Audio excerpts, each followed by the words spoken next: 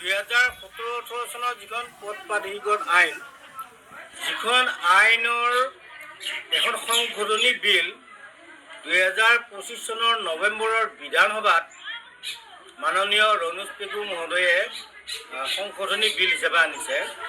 এই সংশোধনী বিলখন আচলতে এক সংশোধনী বিল নহয়। এই সংশোধনী বিলখন স্পষ্ট ভাষাত আমি সদৌ অসম অপাধিকৃত শিক্ষক কৰ্মচাৰী সংস্থাই যেনেদৰে বিচাৰিছোঁ তেনেধৰণে কিন্তু সংশোধন হ'ব লাগিব। 1 নম্বৰ কথা, 116 আগত মাটি বিচাৰিলে নহ'ব। মাননীয় মুখ্যমন্ত্ৰী মহোদয়ে বিচৰা ধৰণে আমাৰ এই বসুন্ধৰা আঁচনিত মানে এপ্লাই কৰি 2025 চন পৰ্যন্ত যদি তেখেতে স্কুলৰ নামত মাটি পাইছে, তেতিয়াহ'লে তেখেতকো শিক্ষাৰ যিখন প্ৰাধিকৰণ আইন আওতাৰ ভিতৰত পৰিব লাগিব।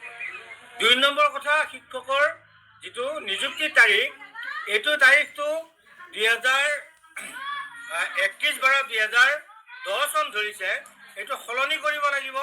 এইটো 15 বছৰৰ অভিজ্ঞতা ধৰি নহয়, 6 বছৰৰ অভিজ্ঞতা ধৰিলে 31-12-2019 চন ধৰিব লাগিব। এইটো আমাৰ সদৌ অসম অবাধিত শিক্ষক কৰ্মচাৰী সংস্থাৰ দাবী, মূল দাবী। ইয়াৰ পিছত ডাইচ কোড 2013 চনত যেতিয়া প্ৰাধিকৰণ কৰে তেতিয়াও 9-10 ডাইচ ধৰিছে। 2021 চনত যেতিয়া প্ৰাধিকৰণ কৰে তেতিয়াও 9-10 ডাইচ ধৰিছে। আকৌ এইবাৰ এতিয়া 25 চনত প্ৰাধিকৰণ কৰিব, এতিয়াও 9-10 ডাইচ ধৰিব। এই কথাটো আমি কোনো কাৰণত মানি নলওঁ। 9-10 ডাইচৰ পৰিৱৰ্তে 18-19 ডাইচ ধৰিব লাগিব। আৰু যিটো আমাৰ ছাত্ৰ ছাত্ৰীৰ পৰিসংখ্যা, এই পৰিসংখ্যাটো 30টাই ধৰক, আমাৰ ক'বলগীয়া নাই। হাইস্কুলৰ ক্ষেত্ৰত 25টাই ধৰক, আমাৰ ক'বলগীয়া নাই। কিন্তু 10 বছৰৰ ভিতৰত যিকোনো 3 বছৰ ধৰিব লাগিব। আমাৰ প্ৰধান দাবী। এইকেইটা দাবী পূৰণ নকৰাকৈ যদি প্ৰাধিকৰণৰ আইনখন যদি সংশোধন কৰি, অৰ্থাৎ এটা যদি আইনৰ এখন মানে সংশোধনীৰ একো ভাৱনা বা নাটক কৰি মানে প্ৰাধিকৰণৰ সমস্যাটো সমাধান কৰিব খুজিছে, এইটো কোনো কাৰণতে সমস্যা সমাধান নহয়। আমি সদৌ অসম অপাধিকৃত সংস্থাই, অপাধিকৃত শিক্ষক কৰ্মচাৰী সংস্থাই দীৰ্ঘদিন ধৰি এই বিষয়টোত আন্দোলন কৰি আছোঁ। দীৰ্ঘদিন ধৰি চৰকাৰৰ লগত আমি বহুবাৰ আলোচনা কৰিছোঁ। মূল দাবী এইকেইটাই: শিক্ষকৰ নিযুক্তিৰ তাৰিখ, মাটিৰ অধিগ্ৰহণৰ তাৰিখ, ডাইচ কোড আৰু এনৰোলমেণ্ট যিমানটা ধৰক ক'বলগীয়া নাই, কিন্তু মানে 10 বছৰৰ ভিতৰত মাত্ৰ মানে যিকোনো বেষ্ট 3 ইয়াৰ্ছ ধৰিব লাগিব। এইকেইটা দাবী যদি পূৰণ নকৰাকৈ যদি পৰ্টেল নহয় আৰু কিবা খুলিলেও অপ্ৰাধিকৃত শিক্ষক কৰ্মচাৰীসকলৰ শিক্ষানুষ্ঠান আৰু শিক্ষকসকলৰ সমস্যা সমাধান নহয়। আমি আজিও পুনৰবাৰ মাননীয় মুখ্যমন্ত্ৰী মহোদয়ক আৰু শিক্ষামন্ত্ৰী মহোদয়ক বা অসম চৰকাৰখনক, মাননীয় হিমন্ত বিশ্ব শৰ্মাৰ নেতৃত্বাধীন বিজেপি চৰকাৰখনক আমি সবিনয়ে আহ্বান জনাইছোঁ।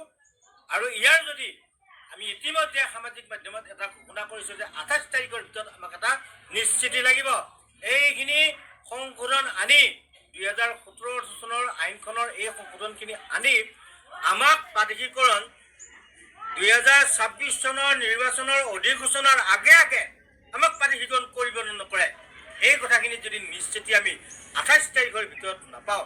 আৰু আমি এটা কথা মাননীয় মুখ্যমন্ত্ৰী মহোদয়ক আহ্বান জনাওঁ যে আগন্তুক যি 26 জানুৱাৰী আছে গণতন্ত্ৰ দিৱসত, নিশ্চয় এই গণতন্ত্ৰ দিৱসত মাননীয় মুখ্যমন্ত্ৰী মহোদয়ে আমাক এই ভাল খবৰটো দিব। ইতিমধ্যে আমি গম পাইছোঁ যে অসমত যিমানখিনি সমস্যা আছে, অংগনবাদীৰ সমস্যা, টিউটৰৰ সমস্যা, আশা কৰ্মীৰ সমস্যা, এই আটাইবিলাক সমস্যা আমাৰ লগত সম্পৰ্ক কৰি যিমানবিলাক সমস্যা আছে, এই সমস্যাবিলাক সমাধান হৈছে। কেৱল মাত্ৰ অপাধিকৃত শিক্ষক কৰ্মচাৰীসকলৰ সমস্যাটো সমাধান হোৱা নাই। গতিকে আমি আহ্বান জনাইছোঁ, আমাৰ এই সমস্যাখিনি মাননীয় মুখ্যমন্ত্ৰী মহোদয়ে হস্তক্ষেপ কৰিব লাগে। তেখেতে নিজাকে এই সমস্যাখিনিৰ অনুধাৱন কৰি আমাক প্ৰাধিকৰণৰ ব্যৱস্থাটো কৰি অসমৰ পৰা চিৰদিনৰ কাৰণে যিটো ভেঞ্চাৰ স্কুলৰ সমস্যা বা অপ্ৰাধিকৃতকৰণৰ যিটো সমস্যা, এই সমস্যাটো দূৰ কৰিব লাগে। আমি আজিও মাননীয় মুখ্যমন্ত্ৰী মহোদয়ক সদৌ অসম অপাধিকৃত শিক্ষক কৰ্মচাৰী সংস্থাৰ মঞ্চৰ পৰা কিন্তু আহ্বান জনাইছোঁ। ধন্যবাদ।